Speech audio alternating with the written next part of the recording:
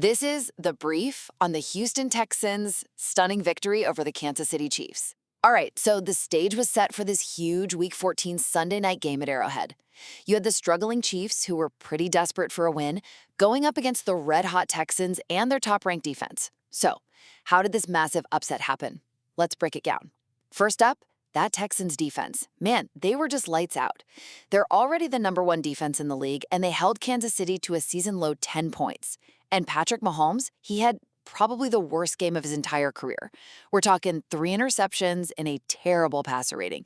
They just completely shut him down. Second, and this is so crucial, the Chiefs' offensive line was just falling apart. Get this, their starting left tackle went down on the very first play of the game, and they were already missing 3 other starters. This just opened the floodgates for the Texans' elite pass rushers, Will Anderson Jr. and Danielle Hunter, to absolutely dominate all night long. And finally, the Texans' offense. They just did what they had to do to get that 20-10 win.